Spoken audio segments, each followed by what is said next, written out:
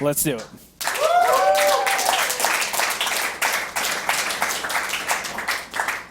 We're over here on Frost, Ladder Edition in the bottom right-hand position as the Blue Terran. It's our very own Liquid TaeJa.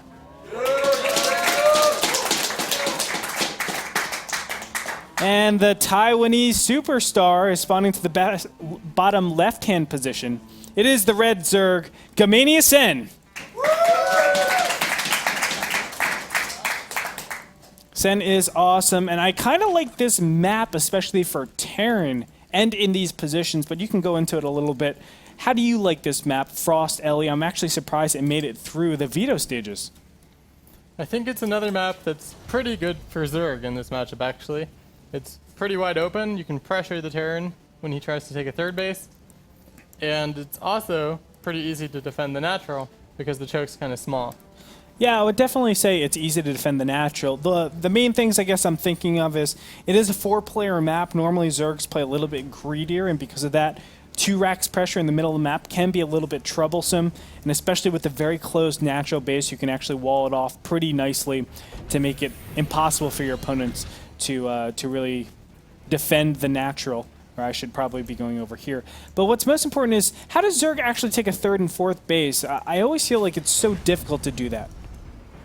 Well, you just do it like you normally do. You spread creep maybe a bit more. You can want to go for the 4-queen opening that you see sometimes instead of that quick link speed with only 2 queens, maybe 3 that Jaedong used, just so you can get the creep out more. Because if you have enough creep spread, it's not that difficult to defend the Hellions. And it's important that you note that because a lot of times, because of the very fast creep that you need to have. I mean, this 3rd base kind of juts out a lot. This 4th base is closer to your opponent. Of course, TaeJa I'm talking about. And a lot of Terran players have been opting to go the 3 barracks before the 3rd command center, just to get that head start on the creep. You don't have nearly as good of an economy. You don't have nearly as good as upgrades, but you just get your simple +1 weapons attack, and from there you can kind of manage with some great mobility and just constantly have that unit advantage. From there, you're able to just snowball that and have good engagements overall. But we'll see. I mean, TaeJa is definitely open to all sorts of things. And maybe we're even reading into it too much. I mean, TaeJa is definitely an opponent that likes to play and change his style a little bit, but overall he stands to the same principles, which is just macro and out multitask my opponent, outdo my opponent with just better mechanics. Mm-hmm. At this point, just very standard play, and it looks like Sen is listening to you, going the 4-queen openings. From here, I mean, what are the big advantages of the 4 queens besides creep spread? I mean, doesn't it put you behind, I guess, economically a little bit with your gas? Well, it actually puts you slightly ahead in economy because you're not mining that gas early. You have a bit higher mineral count, and it does put your link speed behind. But if you're not planning on putting any aggression on, then it doesn't actually matter because you can defend the early Hellions with the extra queens you have. And we'll have to see when he takes the 3rd base, though. There's some different timings you can take it at when you go for this 4-queen build. Sure. Sometimes you see a single gas, sometimes you see double gas. You can go roaches. You can do a lot of things with the 4-queen opening. Gotcha. Important to note, TaeJa did actually scout out that there are no gases being put down, so he knows this is the 4-queen opening. Double gases have been put down. And a 3rd command center going to pop out here. I like the Marine positioning, by the way, just patrolling back and forth. Basically saying to Sen, hey, don't come in here. You're not going to get a verification, and if you do, your Overlord for sure is dead, and you might not even see everything that's going on here. So I do like that. Overlord positioning is definitely one of the hardest things to do on a 4-player map. But from here, I mean, we're going to see very standard play coming out from both players. Sen going to throw down a Roach Warren. Interesting that it's a Roach Warren. Is this just to defend in the early stages? It could be. I think that's probably what he's going to do since he has the pneumatized carapace upgrade on the way now. I don't think he's going to use it for aggression if he's getting that upgrade. Mm-hmm. But I mean, it'll be interesting to see because you don't need to get roaches out that quickly when you're doing a 4-queen opening like this. Sure. I mean, your queens are normally defending for you, and especially spreading a ton of creep. And there is 4 creep tumors are out and about. Doing a good job. 1 Zergling is going to go down here. Hellions just poking in, seeing as much as he can. But look at this Overlord coverage. I really like this from Sen. you're allowed to see exactly where the Hellions are coming from and even the Hellion count, and so it makes a lot of sense. Overlord speed is now finished, so Sen is going to bolt in here and get a chance to see everything that's going on and basically confirm to himself that, okay, it is just the regular 3rd command center, 2 barracks, and then a double engineering bay. A lot of times if you see 2 E-bays before the 2 racks, you can hit a timing. That's not going to happen over here, as TaeJa is playing very comprehensive in his defense. And Sen is making a couple roaches out for some quick defense against his Hellions, and I think behind this he's just going to fully saturate that 3rd base as quickly as he can. After he scouted that, he knows there's no chance that TaeJa is going to pressure him quickly, so he can just drone as much as he wants, probably to about 70, maybe even a bit higher before he starts making more units. And TaeJa right now, the reason why he's poking in and out, this might seem really weird, like why are you taking unnecessary damage? What he's trying to confirm is if this is an all-in or if this is just pressure. And he hasn't done that just yet, but he has indicators seeing the roaches not move from this center. It actually makes it very uncomfortable for TaeJa, and I wouldn't have been surprised if he threw down extra bunkers, but it looks like he did take a read from that and said, okay, it's not going to be an all-in. Roaches would keep going forward, so I don't have to worry about it. Could have been a sick mind game, but that's not going to be the case. Scan goes down over the natural base, sees everything that's going on. Now, do you actually read if you're Terran that this is a roach type play, or do you read that this is actually mutiling Baneling? I think he's going to read that it's mutiling Baneling. A lot of the time, Terran's going to scan the natural, maybe once, or the main base to see if there's Mutalisk coming pretty soon. And then if you see more roaches coming out of the hatcheries, then you read into it as a roach play. But why would you say this is mutiling Baneling? Like, the Roach Warren is right there. It's double upgrades. Couldn't it be like that 11, 12, 13-minute timing? Well, usually if he's doing that, you'll see more roaches by now, and you won't see a 4th base either. So I think that's why you think that it's a mutiling Baneling, and he has Ling speed, which you don't need if you're going for a roach play either. That's very true. Hellions will be taken out here, and Sen has a really good position so far. 4th base being taken, as you're talking about, in the top left-hand position instead of this regular 4th location. Of course, this 4th location is so close to the 3rd. What do you think about TaeJa's 3rd location, by the way? This is really interesting to me. Normally, we see the 3rd being placed over here, where Sen is parking his Overlord and spewing out creep. But why would he get it over here? What are the advantages/disadvantages? I guess the big advantage is that if Sen does take that other 4th base that we were talking about and how close it is because of that, you can kind of push easily from that location against the Zerg 4th. That's not the case though, so it's not going to factor into this game very much, I don't think. Oh gosh, and a lot of pressure is being done. Zerglings are being made as we speak. Baneling's going to waddle in, but is it going to be enough? It's going to force TaeJa to pick up here, and additional Zerglings will be made and will be popped out here. Income tab showing 78 Harvesters, so Sen looking really healthy. A nice scan will clear out a lot of these creep tumors. This is exactly what you have to do. This small timing window until like 12:30 normally is where you can stop, where you have to take out creep as best as possible to empower future pushes.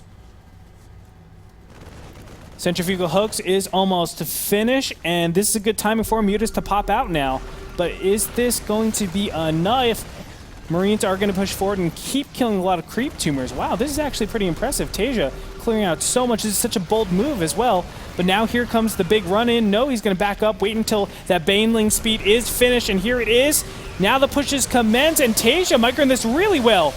Oh my god, maintaining a lot of his Marines, but eventually will have to clean everything up, apparently. Zerglings still being produced. Muta's finally out on the field to clear out some of those medevacs. I think this push was worth it. Yeah, I definitely think it was. I don't think Sen engaged that as well as he could have. He kind of just A-moved towards TaeJa's units, and I think he should have spread out and tried to get a better concave so his units would hit from a kind of wider, a wider line when they engaged. Oh no, that makes a lot of sense. Now, Widow Mines are on top of creep, and it's important to note that TaeJa is still attacking on creep. All this creep hasn't receded. Sen getting a good arc on everything. The 4th base is actually under attack, excuse me, and this is going to be taken out pretty soon here. I like the positioning of this. His medevac is going away from the rest of the army. A small engagement over in the middle of the field. Baneling's going to be exploded against a lot of Widow Mines here. He's going to have to back up as Zerglings and Banelings are just all over the place. But Sen, remember, he has a booming economy, so he can kind of trade costs inefficiently, now sprinting forward. The Zerglings are plentiful in number, and it looks like he might be able to do this. 2-2 just about to finish for TaeJa, but this is an overwhelming amount of units being sent in by Sen. Yeah, and Sen's actually getting more efficient engagements as TaeJa loses his units. Wow. So yeah. I think this game's kind of shifted, and I think Sen has the advantage now. Once he saturates that fourth, he's going to have a pretty nice lead. That's incredible. I didn't think that he can actually do it because of how much creep was killed, but as you can see, the creep wasn't actually receded all the way. He needs to kill these Widow Mines before actually engaging yet again. Sen also needs to put out more creep tumors as his creep is receding very fast. You want to maintain that. There it is. And finally, the creep tumor, or excuse me, the Widow Mines will be taken out eventually. Oh gosh, actually not just yet. In comes another round of units. This is a pretty small amount of forces, though, and it might not prove to be all too cost-efficient, although Widow Mines, those are the X-Factor units.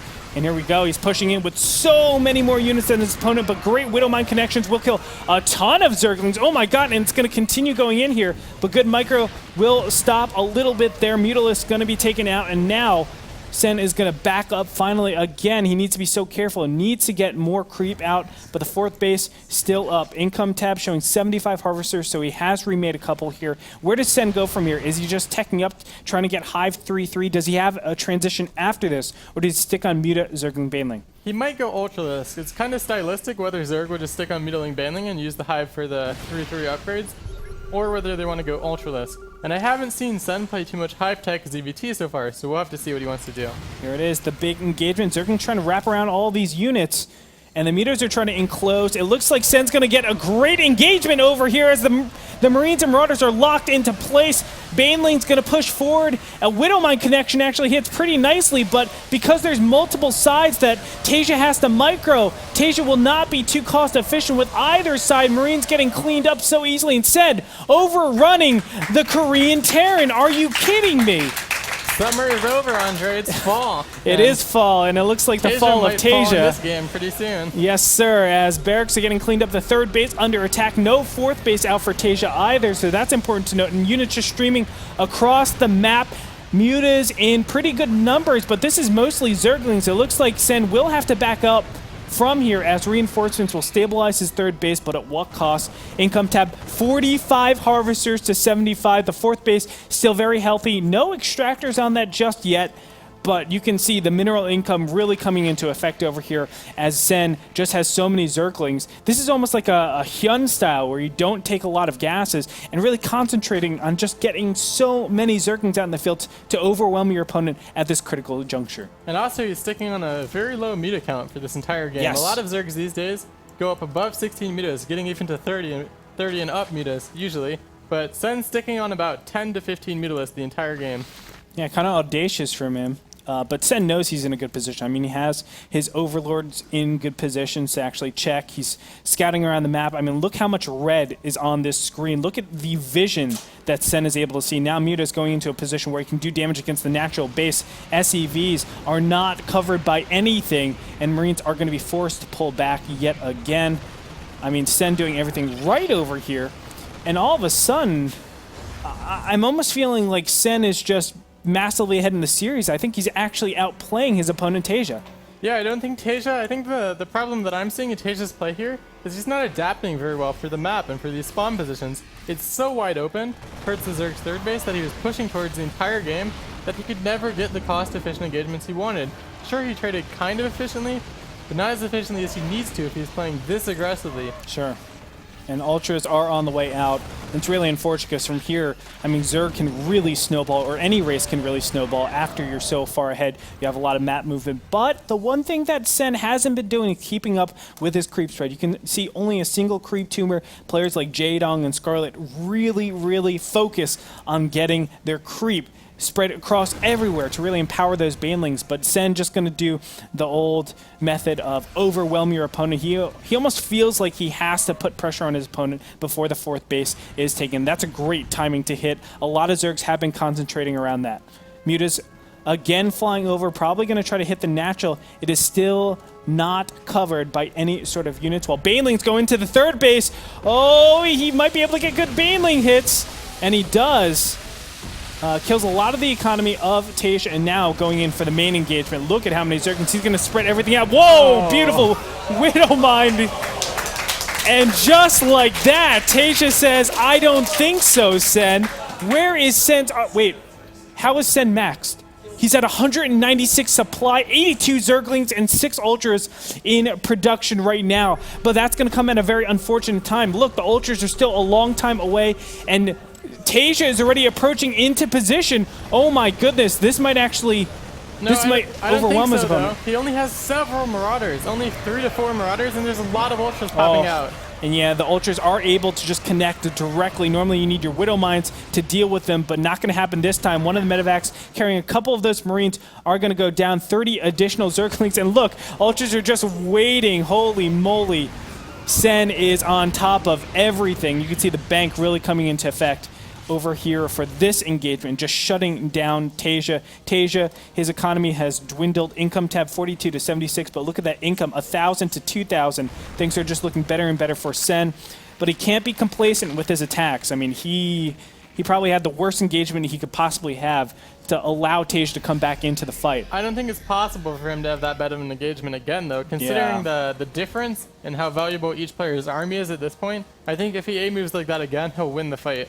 I do too. And you can see TaeJa kind of realized that and says, okay, I need to spread out my Widow Mines. I can't really be attacking anymore because my opponent can just crush me so fast. We'll see as he's just going to poke up a little bit here, trying to instigate a fight. Let's see the Zerglings and whether they can get good surrounds or good spreads. Baneling's going to be targeted down. Really nice target fire by those Widow Mines. He's not just doing nothing. He's not just letting it go. Kiting on the Ultralisks, and all of a sudden, it might just be too much going into the natural, going into the 4th base Planetary Fortress, tanking a lot of damage. Marines and Marauders in an okay position, but one single Ultra is able to kill the majority of the bio units. Planetary Fortress, will it go down? And I think it will. The 4th base is going to be crushed. Sen streaming in additional units. The Widow Mines over here at the natural will be able to pick up another Ultralisk. But it doesn't really matter, Ghost User. This is just too far of a lead for Sen. He has his 5th base established. He has his economy still roaring, 158 supply to 67, and now the 3rd base is the next target for Sen. Yeah, and I think we just saw Sen snowball out of control after he won this early game. Oh yeah, GG.